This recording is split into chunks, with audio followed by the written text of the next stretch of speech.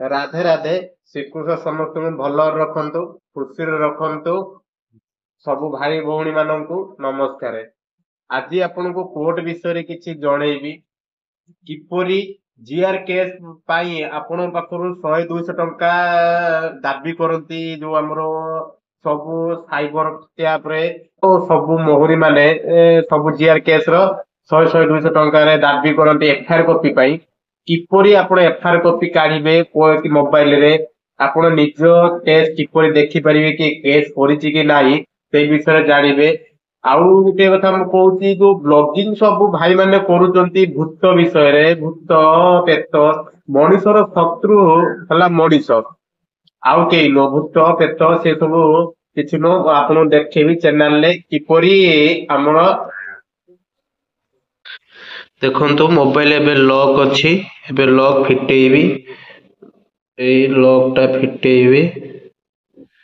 Lock ଫିଟେଇ ସାରିଲା ପରେ ଆପଣ ଯିବେ ଗୁଗୁଲ କୁ, ଏଇ ଗୁଗୁଲ କୁ ଯିବେ। ଗୁଗୁଲ କୁ ଯାଇକି ଆପଣ ମାରିବେ ସିସିଟିନିଏସ୍। ସିସିଟିନିଏସ୍ ମୋର ଆଗରୁ ସର୍ଚ୍ଚ କରିଥିଲି, ନେଟ୍ ଟା ଖୋଲା ନାହିଁ।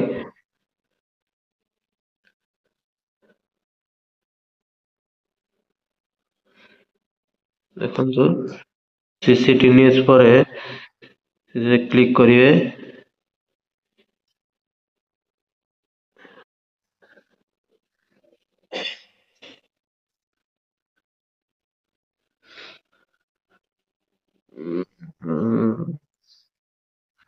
ସିସିଟିନିଏସ୍ ସିସିଟିନିଏସ୍ କ୍ଲିକ୍ କରିବେ।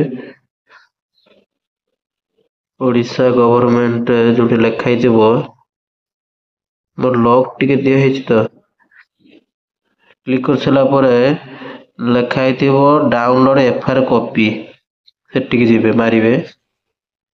ମାରି ସାରିଲା ପରେ ଦେଖନ୍ତୁ, ମାରି ସାରିଲା ପରେ ଆପଣ ଫାଷ୍ଟ ଦେଖାଇଥିବ ଡିଷ୍ଟ୍ରିକ୍ଟ, କୋଉ ଡିଷ୍ଟ୍ରିକ୍ଟ ଦେବେ। ଏଥର ଡିଷ୍ଟ୍ରିକ୍ଟ ଦେବେ ଭଦ୍ରକ। ତାପରେ ଥାନା ଦେବେ, କୋଉ ଥାନା, ଥାନା ଦେବେ ଆପଣଙ୍କର ଥର ଗୋଟେ ମୁଁ ବାହାର କରିବି ବାଂଶଗଡ଼ା, ବାଂଶଗଡ଼ା ମାରିବେ। ତାପରେ ଇୟର, ଇୟର ଥର ଦେବେ ଆପଣ ଇୟର ଦେବେ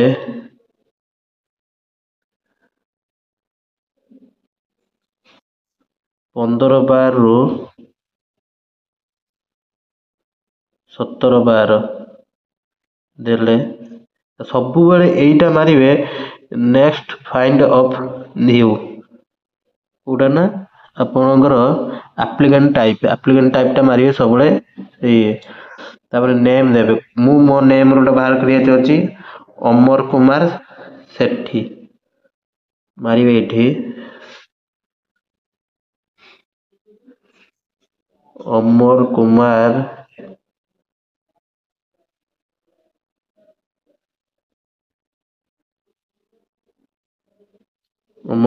ସେଠୀ, ସର୍ଚ୍ଚ ମାରିବେ।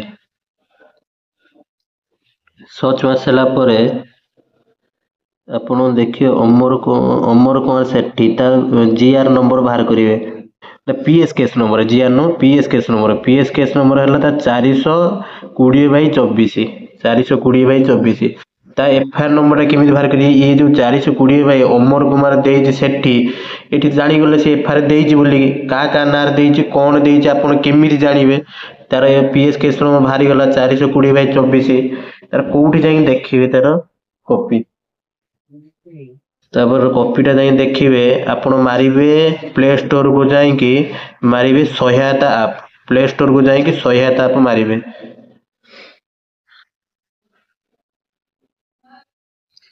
ସହାୟତା ମାରି ସାରିଲା ପରେ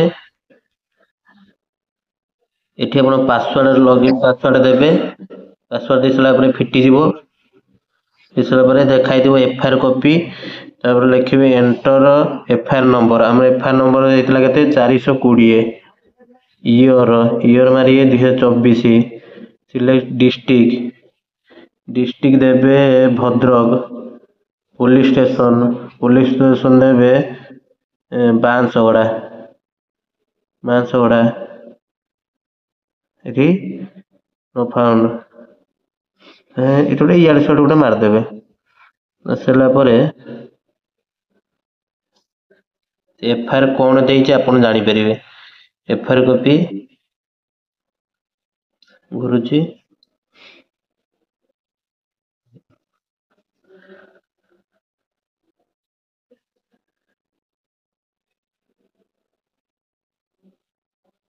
ଏଫଆଇଆର କଣ ଦେଇଛି ଆପଣ ଏଠି ପାଇପାରିବେ, ଡାଉନଲୋଡ କରିପାରିବେ।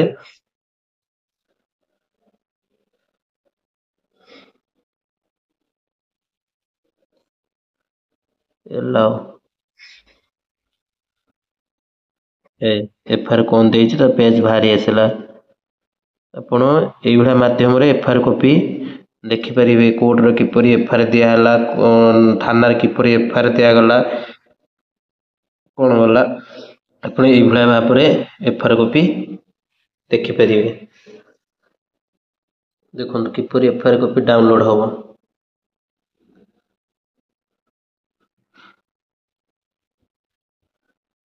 ଦେଖନ୍ତୁ ତାର ସେକ୍ସନ କଣ କଣ ରହିଛି। ଦେଖ 420 ଦେଖନ୍ତୁ ବାଂଶଗଡା 2024 ଅମର କୁମାର ସେଠୀ ଦେଇଛି, ତା ସବୁ ବାହାରି ପଇଲା।